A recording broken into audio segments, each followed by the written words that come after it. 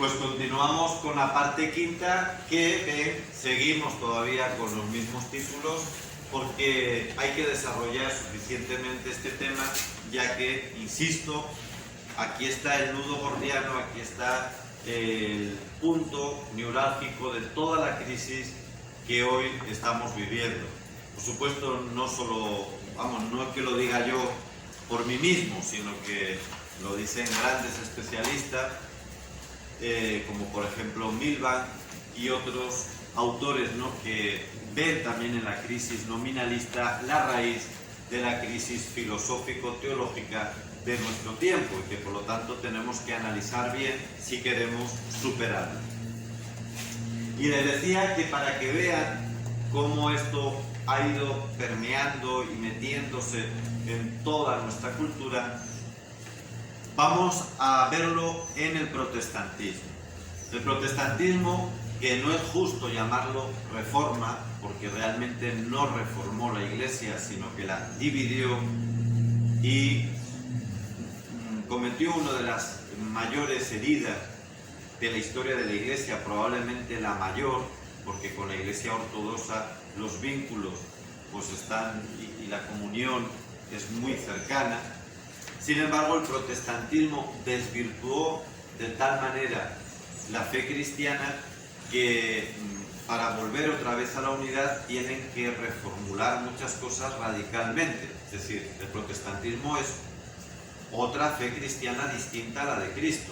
Y esto hay que decirlo sin ningún complejo, porque es la verdad. El protestantismo propiamente no es una postura cristiana, por lo menos en lo sustancial. Aunque de voluntad no dudo que quieran serlo, eso no lo dudo. Pero en principio, en cuanto a principios teológicos, le falta lo fundamental. Y en esos errores teológicos y filosóficos, el protestantismo gran parte se lo debe precisamente a esta evolución que estamos viendo, para que vean cómo una teoría del conocimiento equivocada puede dar resultados también pues terribles, ¿no? Y al contrario, una buena teología del conocimiento pues nos lleva a un puerto seguro. Lutero,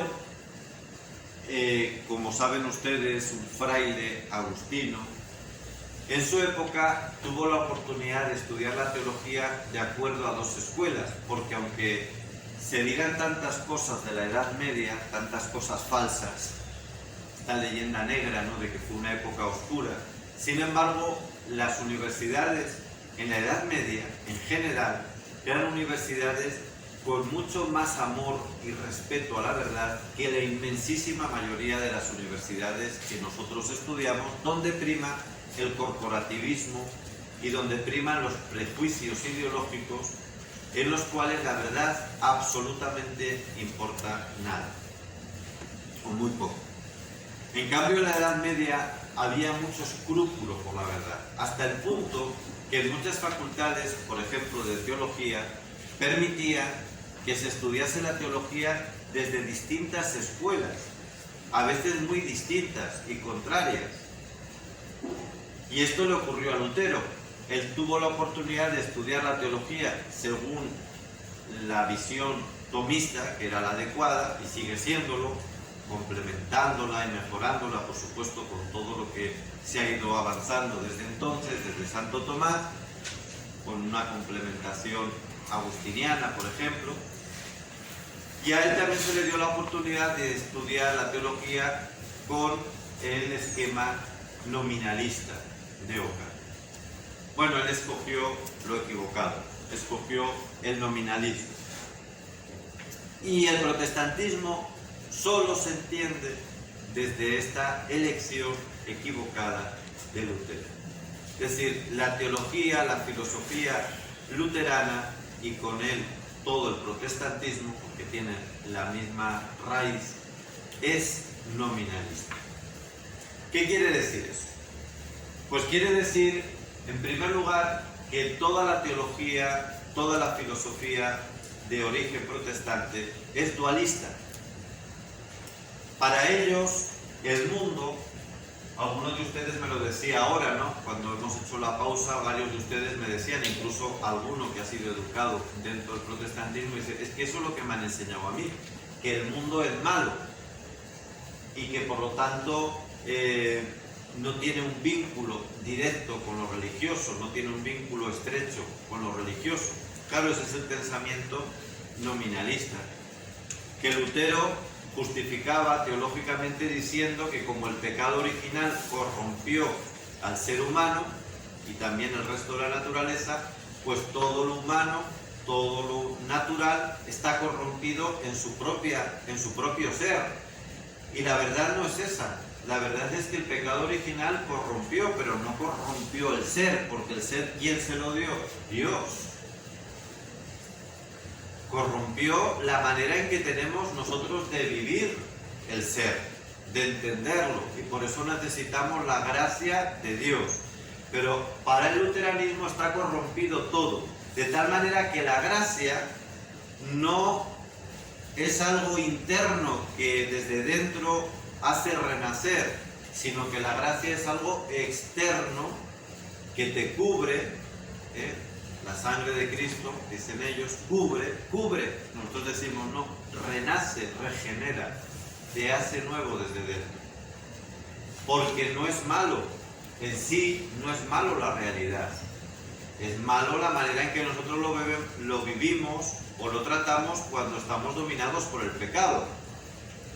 Pero no es que el ser de las cosas haya cambiado por el pecado original. Lo que ha cambiado es nuestra manera de verla, repito, cuando estamos dominados por el pecado original. O por los pecados que cometemos nosotros. O las dos cosas, mejor dicho, a la vez. Bien, pues este dualismo está en toda la teoría del conocimiento propia del protestantismo y también en toda su teología. De tal manera que toda la filosofía y teología protestante, pero a partir de ahí también en toda la modernidad, va a ser dualista. Es decir, hay dos órdenes, hay dos realidades, dos órdenes del ser. Uno es lo espiritual y otro es lo material. En lo espiritual, ¿qué metemos? Pues la religión, lógicamente, ¿no? La religión, la espiritualidad, por supuesto la fe, la teología. Esto es una cosa. Y otra cosa muy distinta, pues es, por ejemplo, pues la ciencia, la razón, la política, la economía, la sexualidad, todo lo que tiene que ver con lo natural. ¿Se ve claro cómo se diferencia, no? Entonces, con este modelo nominalista y protestante, ¿cómo conozco yo una cosa y cómo conozco? Aquí muy sencillo, aquí aplico la fe. ¿Y qué es la fe según Lutero? Que es lo mismo, de otra manera, que decía Ockham, la aceptación ciega.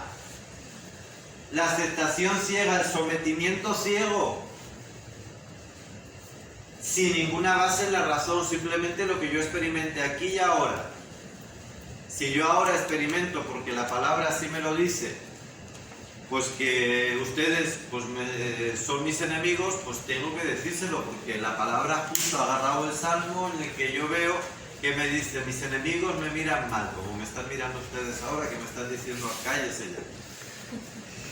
Estoy haciendo una broma, por supuesto, ¿no? Pero es la aceptación ciega, sola fides, sola es sin razón, sola es sin historia, porque la historia también está colocada aquí.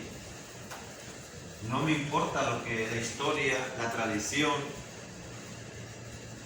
porque la tradición es mala, o por lo menos no hay que tenerla en cuenta. ¿Por qué? Porque eso está hecho por lo que han hecho las obras de los hombres. Entonces, solo la fe, lo que aquí me inspire, lo que la palabra me diga. ¿Ven cómo viene? Dice, no, Lutero fue un genio. Lutero repitió lo que dijo Ockham, Ockham repitió lo que dijo Averroes, aberró en lo que decían las religiones dualistas de Mesopotamia, de Persia, y es el dualismo de toda la vida. De toda la vida, que no es el platónico, cuidado, ¿eh? El platónico es más bien un dualismo antropológico, de cuerpo y alma, distinto. No es un dualismo metafísico y epistemológico como es este del que estamos hablando. Pero quiero que vean la raíz.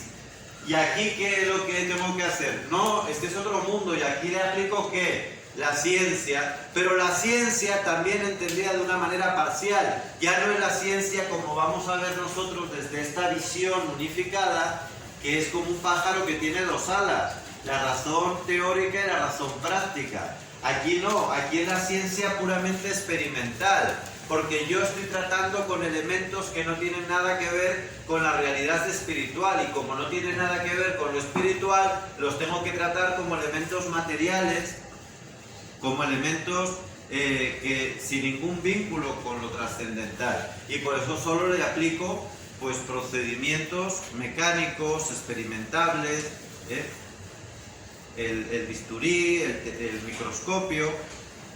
Pero ¿ven por qué? Porque no tengo por qué ver nada de su origen, de su porqué. Es ciencia, ciencia práctica, ciencia experimental.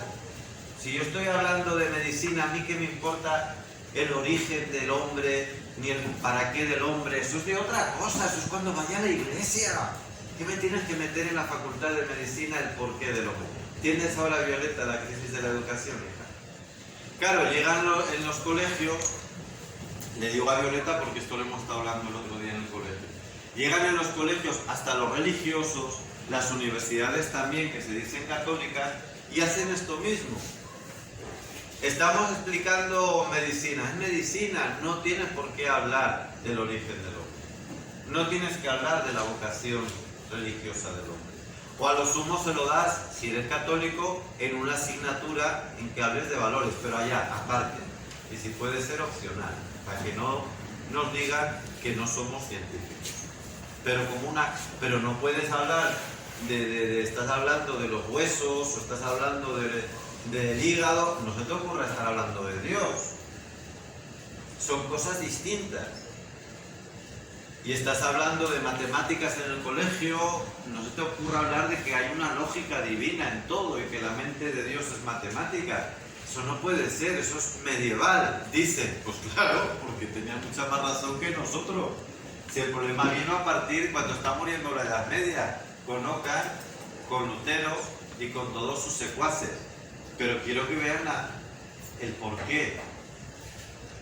Este dualismo terrible.